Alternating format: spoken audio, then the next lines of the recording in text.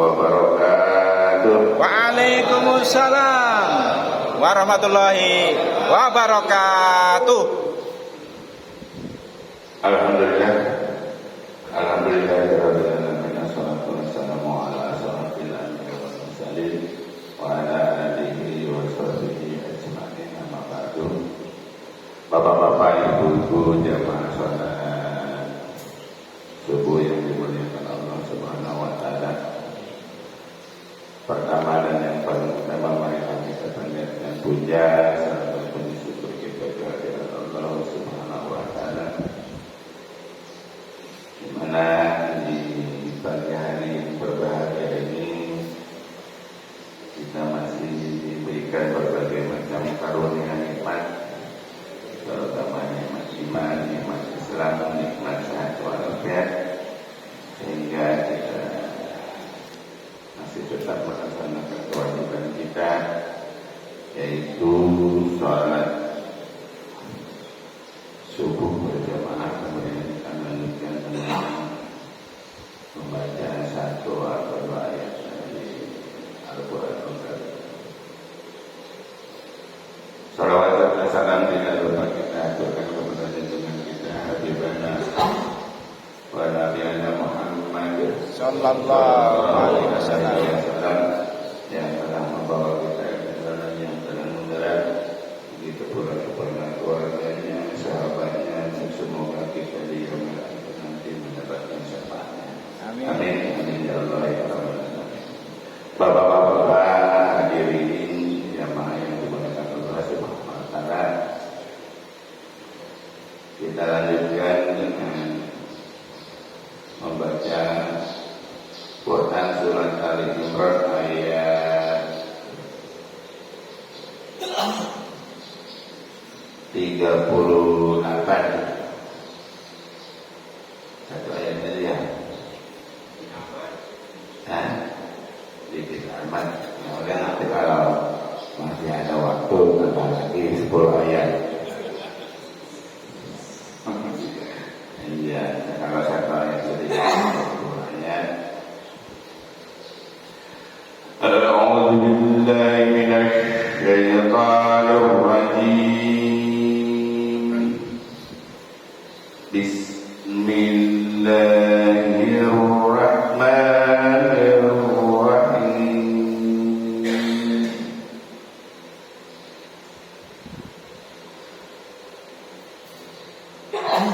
Hunalika da'a Zakariya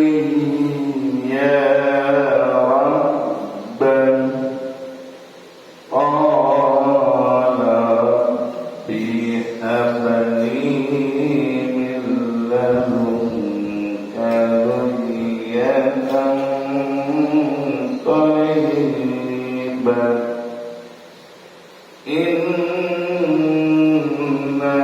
sami'ud du'a.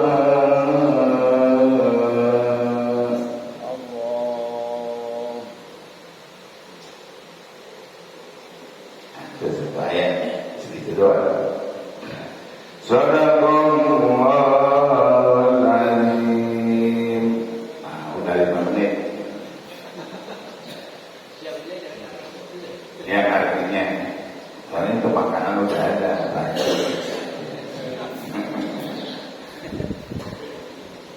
Di sanalah Zakaria berdoa kepada Tuhannya.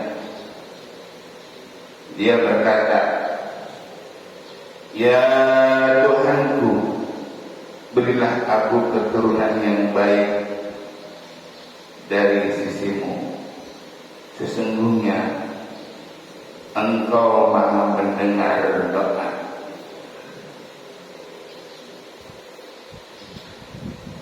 Nah, ini saya baca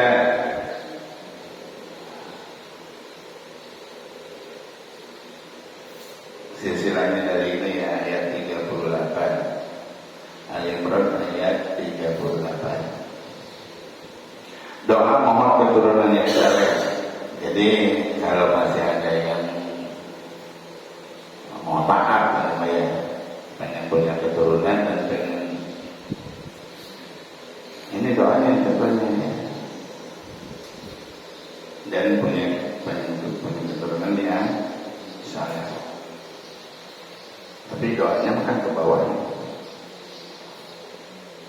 Ketika Nabi Zakaria mengasuh Maryam dan menyaksikan beberapa kejadian yang menakjubkan, Nabi Zakaria terinspirasi untuk memohon kepada Allah Subhanahu wa Ta'ala agar diberi keturunan yang saleh dan taat. Usia senja dan istri yang mandul tidak membuatnya putus asa terhadap rahmat Allah Subhanahu wa Ta'ala.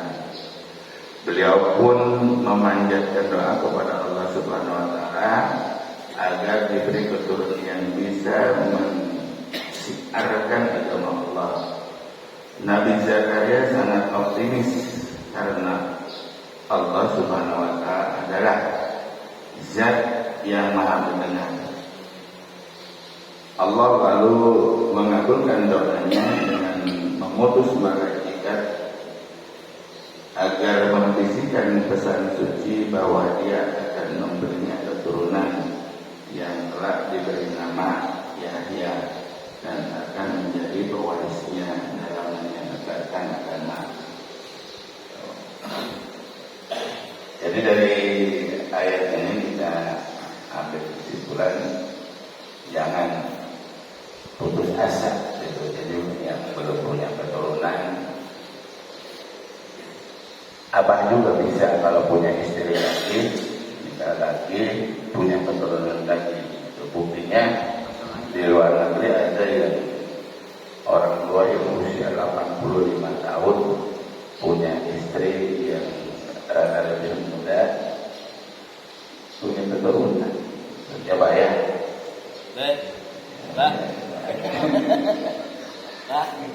Jadi, nah setelah berdoa kepada Allah Subhanahu wa Ta'ala ingin memiliki keturunan yang saleh, bukan doa. Sedangkan begitu anak kita lahir perlu dibimbing supaya apa yang kita minta kepada Allah Subhanahu wa Ta'ala menjadi anak yang saleh, kita akan terkabul karena tidak mungkin anak kita menjadi anak yang saleh kalau tidak dibimbing ke jalan yang benar menurut syariat Allah Subhanahu wa Ta'ala. Cuma saat ini itu zaman sekarang, ketika kita membimbing anak kita, diajarkan ngaji anak kita, diajarkan sholat anak kita, dan diajarkan segala-galanya, tetap masih kalah dengan bimbingan HP ya. Nah, itu bagaimana caranya supaya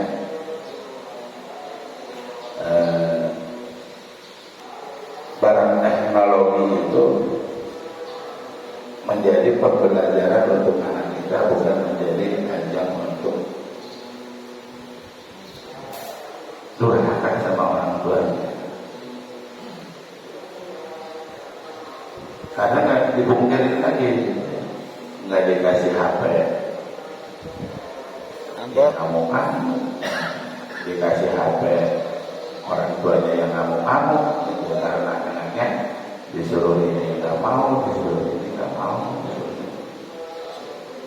Jangankan yang udah tua gitu, yang masih umur setahun, 2 tahun, 3 tahun, 4 tahun aja udah zaman sekarang negaranya hampir. Nah, tinggal kita pikirkan bagaimana caranya supaya anak kita itu melek teknologi, tetapi tetap beriman kepada Allah Subhanahu wa Ta'ala.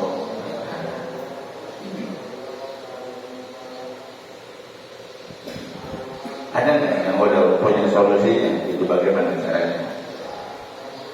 Boleh diungkapkan di Pak Tantan, boleh perlu menyampaikan Gimana solusinya? Jangan dibeliin. Ngambek. Kalau nggak dibeliin, orang emaknya juga pengen pakai HP, bapaknya juga pengen pakai HP. Kalau nggak punya kita HP, ya tidak melek teknologi, nggak tahu perkembangan zaman. Begitu dibeliin juga sama aja. Cuma kadang-kadang kalau kita kasih solusi, kasih gitu dia aja gitu. Ini kalau bapak yang memperhatikan setiap malam ya, anak-anak itu enggak di pojok sini, enggak di pojok sono, di pojok sono itu di masjid. Karena yang wifi yang ada di masjid itu nggak pada dimatiin. Begitu dicabut berarti bubar. Tapi nggak apa-apa, yang penting ngumpulnya di masjid. Dulu bahkan ada ya di dalam masjid itu main game, tapi di pojok sono. Tapi nggak apa-apa kalau di dalam masjid. Cuman bagaimana caranya? Kemarin ada anak remaja malam apa tuh? Malam Kamis ya. Yang malam Kamis itu ngaji pada maghrib, anak remaja ini cuma ada satu. Kafi. Tapi pada isanya tuh banyak kumpul di teras, ngajinya di teras. Lebih dari 15 orang anak remaja. Harus disamperin. Karena disamperin. Emang harus dijemput.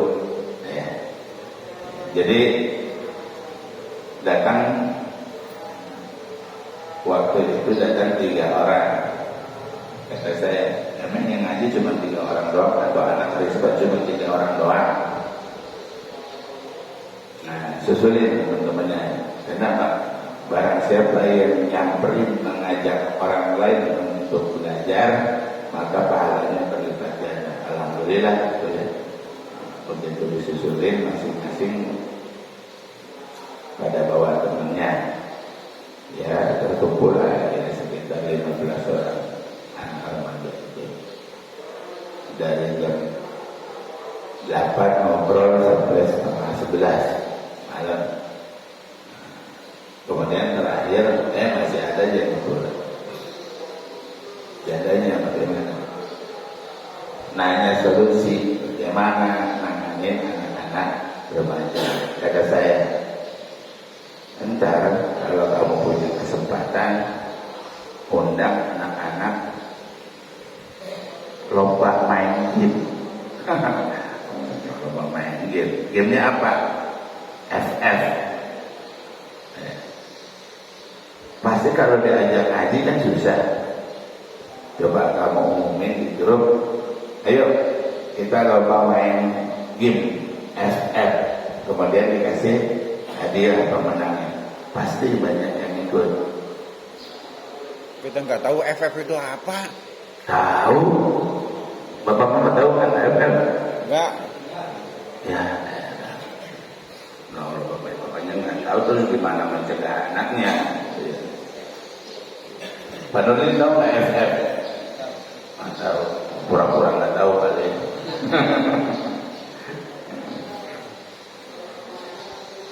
Nah nanti setelah ngumpul dan kemudian bertanding bagaimana? Bisa individu, bisa kelompok.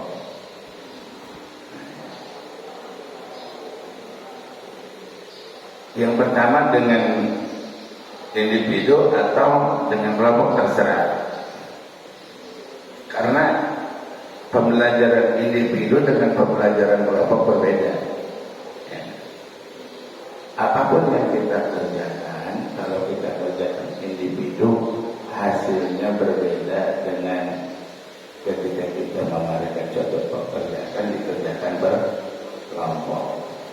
Karena Islam sendiri mengajarkan selalu harus berkelompok, artinya berjamaah. Sholat aja, sholat sendiri dengan sholat berjamaah itu berbeda. Sholat sendiri pahalanya satu, itu juga kalau benar dan tahu ilmunya. Sholat berjamaah meskipun kagak benar, meskipun kagak tahu ilmunya, itu 27 pahalanya. Karena makmum tergantung imamnya. Imamnya benar, ikut benar. Imamnya salah, ikut salah. Dosanya yang nanggung siapa? Imamnya.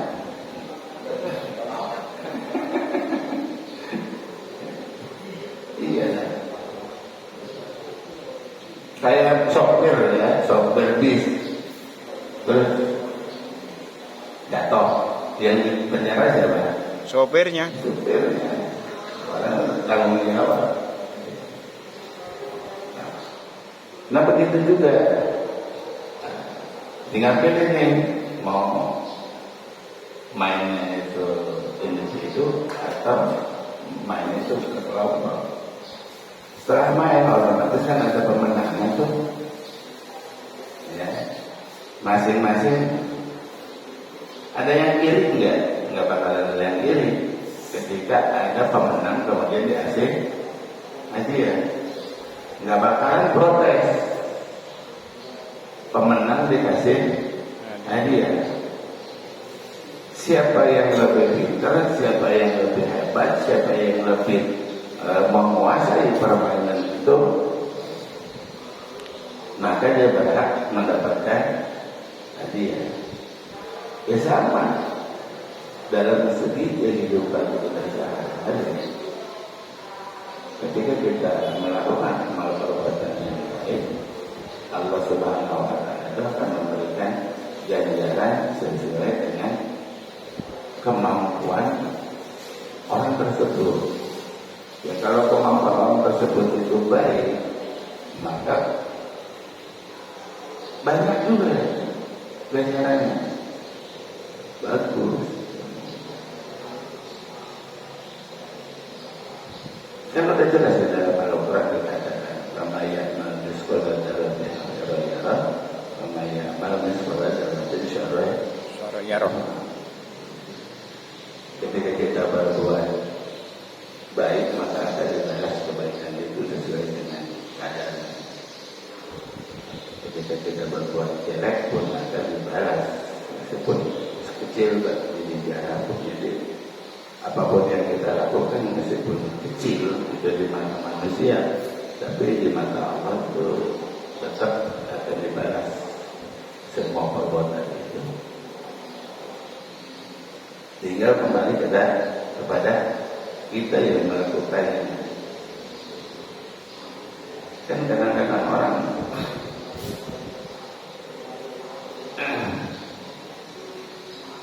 kemarin beberapa hari yang lalu saya dapat waktu ngaji anak-anak itu kan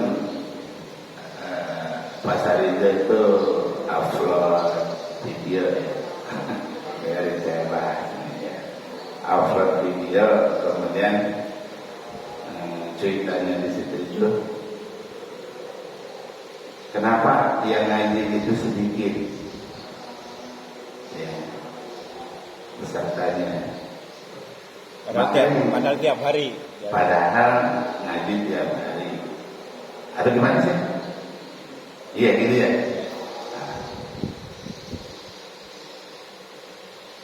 Terus jawabannya apa? Terus kata saya apa saya jawab? Ketika ngaji itu padahal ngaji itu habis ngaji ada sarapan itu masih kurang. Jadi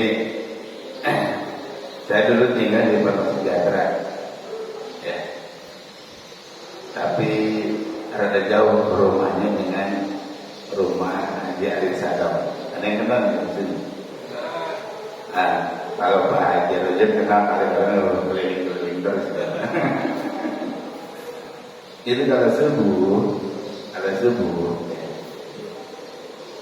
itu jamaahnya diamplopin, dia kasih duit. Jadi habis sholat Jadi nggak ada assalamualaikum lantas kabur, nggak ada. Yang assalamualaikum lantas kabur nggak kebagian amplop. Jadi sampai salaman, assalamualaikum warahmatullahi wabarakatuh ke kanan, assalamualaikum warahmatullahi wabarakatuh ke kiri, kemudian berdiri salaman dikasih amplop. Isinya berapa? Ini lumayan. Tergantung. Ada yang 50.000, ada 100.000, ada. Apa beda-beda? Ya kalau anak kecil dikasih 100.000, kira enggak? Tapi belum wajar untuk menggunakan uang 100.000. Orang tua 100.000 wajar nggak? Wajar, karena kebutuhannya dia banyak. Jadi adil itu bukan harus sama, tapi sesuai dengan kadar yang diberi. Alhamdulillah kepenuh. Ya. Ngaji pun harusnya begitu. Padahal kenapa nih ketika ngaji kalau dikasih usah saya ngaji terus makan terus habis makan dikasih amplop juga banyak peminatnya. Itu sebenarnya harus dikaji lagi tuh begitu. Kenapa ketika Allah berikan rezeki amplop misalkan 50.000, orang berduyun-duyun datang untuk hadir itu. Tapi kenapa Allah janjikan surga yang luasnya seluas langit dan bumi diam-diam baik?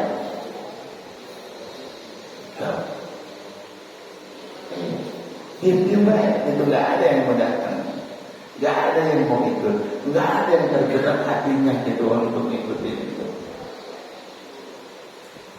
Jadi dia pikir orang yang datang itu dengan uang 50.000 itu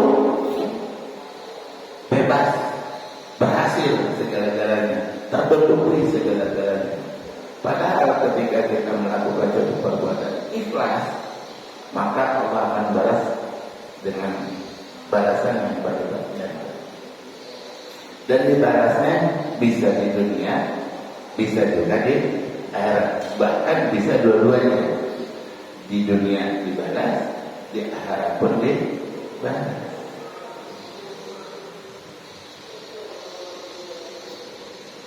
Kemarin malam kan Pak Bapak sudah menyampaikan balasan Allah Subhanahu Wa Taala ada yang saya langsung dibayar kontan, ada yang tertunda. Itu kembali kepada kita semua. Nah maka dari itu tuh terasa. Kalau ngomong udah 25 menit, udah kebanyakan ya. Nah maka dari itu pada kesempatan yang baik ini dengan pembacaan satu ayat ini Nabi Zakaria memohon kepada Allah Subhanahu Wa Taala, maka tidak ibrah pelajaran untuk kita itu ya sama. Kita juga harus memohon kepada Allah Subhanahu Wa Taala, bukan memohon kepada selain dari Allah Subhanahu Wa Taala. Baik masalah ilmu, masalah harta kekayaan, masalah keturunan, dan pokoknya semuanya tetap kita mohon kepada Allah Subhanahu Wa Taala, termasuk kajian itu ya, kajian itu mohon kepada Allah Subhanahu Wa Taala supaya hati kita itu dilembutkan, dibukakan untuk biar selalu meramaikan masjid ini. Karena udah jelas waktu pertama saya membuat proposal itu, proposal pembangunan masjid ini, di situ ada sebuah ayat yang saya kutip dari Al-Quran tentang memakmurkan masjid. Jadi yang memakmurkan masjid itu bukan siapa-siapa, Terus siapa yang memegang masjid? Kita. Adalah kita orang-orang yang beriman. Jadi kalau bukan kita, mau siapa lagi? Kita yang membangun, maka kita pun yang Mengisi. memakmurkannya. Memakmurkan masjid itu, ya, bukan hanya datang ke masjid, kemudian sholat, cuma mikir sebentar, lantas pulang. Bukan cuma itu, tapi yang dimaksud dengan memakmurkan masjid itu segala sesuatunya supaya masjid itu seperti di rumah kita sendiri. Kita beraktivitas di rumah, kita ganti beraktivitasnya di masjid. Makanya orang Belanda zaman dulu melarang masjid itu dipergunakan untuk segala sesuatu. Orang Belanda nyuruh masjid itu hanya dipakai untuk sholat tok. Nggak boleh melakukan aktivitas yang lain-lain kecuali sholat. Berhasil itu orang Belanda itu berhasil sampai sekarang. Jadi ketika ada orang Islam di masjid membicarakan politik, nggak boleh, kan begitu. Orang Islam di masjid membicarakan ekonomi, nggak boleh. Berhasil itu sampai sekarang. Jadi ketika ada pengurus masjid yang berusaha untuk memajukan ekonomi kemasyarakatan, langsung dikecam habis-habisan. Di masjid sih ngomongin dunia, begitu. Lah akhirat kagak diomongin, ya mendingan ngomongin dunia. Padahal sesungguhnya ketika Nabi kita Muhammad SAW hijrah ke Madinah, yang pertama dibangun adalah masjid. Masjid adalah semua tempat untuk berkomunikasi membangun Islam.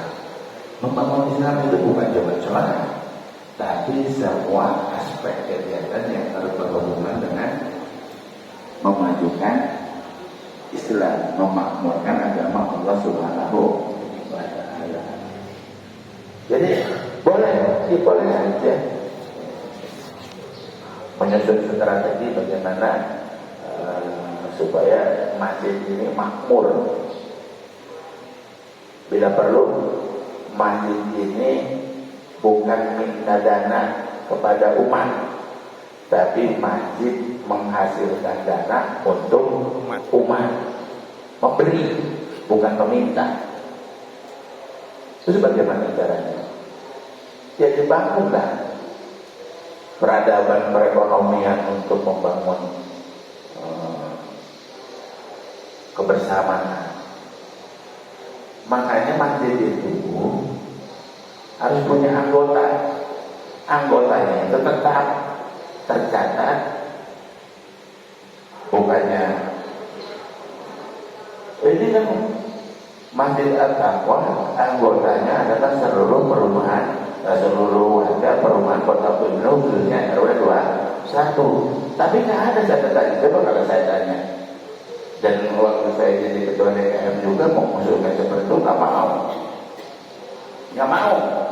Di data masjid itu punya database. Ngapain? Masjid punya data warga, ntar kayak gereja. Jadi nggak boleh sholat di mana-mana kecuali di masjid ini. Yang bilang begitu siapa? Jadi mentang-mentang tercatat data kita di masjid ini, maka sholat pun juga harus di inilah kalau bekerja. Kalau kerja lagi di tempat kerja, masa harus balik dulu ke sini kita mau sholat di sini? Ada yang masih begitu? Ada yang masih begitu. Karena saya ngalamin punya teman begitu. Lagi di Tangerang, mau sholat Jumat. Ya, sholat Jumat ini contohnya pas ketemunya kebetulan sholat Jumat. Dia pulang dulu kalau pulang kalau masjidnya jadi kota bumi, dia pulang dulu ke kota bumi, kamu sholat di mana di kota bumi? Habis sholat di mana balik lagi dia berjalan, capek banget. Gitu. Bikin nyusahin sendiri kan begitu kan?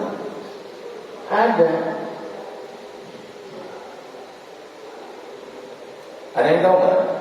Tuh LDI itu begitu, nggak boleh di tempat masjid yang lain. Jadi harus di masjid ketiga dia menjadi anggota masjid itu, menjadi anggota taklim di masjid itu, nggak boleh. Anak kita bebas di mana saja, meskipun data kita tercatat di masjid sebagai database. Orang tuanya siapa, ibunya siapa, anaknya siapa, berapa jumlahnya, penghasilannya sebulan berapa, itu harus tahu. Supaya ketika menyalurkan bantuan pun itu nggak salah sasaran. Sama yang kaya dikasih lagi, sama yang kaya ngasih, ini yang kaya dikasih lagi. Yang dikasih adalah fakir miskin. Nah, karena waktunya sudah 30 menit, kalau ngobrol terus, yang ngomong mah capek, tapi yang dengerinnya capek, maka kebalik. Kebalik. Iya, kebalik. Jadi semalam itu saya masih sanggup. Kemarin malam saya nggak tidur.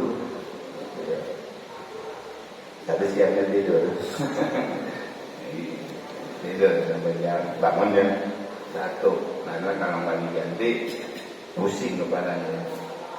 Nah, kita tutup dengan doa sapu jagat ya. Tapi sebelumnya saya mohon maaf yang sebesar-besarnya apabila dalam penyampaian ini kurang berkenan ya. Dimaafin ya. Dimaafin ya. Rabbana atina fid dunya hasanah wa amin. Wa qina subhana rabbika rabbil izzati amma yasifun wa salamun alal mursalin walhamdulillahi rabbil alamin. Assalamualaikum warahmatullahi wabarakatuh. Waalaikumsalam warahmatullahi wabarakatuh. Sallallahu rabbuna ala nuril mubin Ahmadal Mustafa Sayyidil Mursalin wa ala alihi wa sahbihi ajma'in. Sallallahu rabbuna ala nuril mubin Ahmadal Mustafa Sayyidil Mursalin wa ala alihi wa sahbihi ajma'in. Sallallahu rabbuna ala nuril mubin Ahmadal Mustafa Sayyidil Mursalin wa ala alihi wa sahbihi ajma'in. Allahumma sholli wa sallim wa barik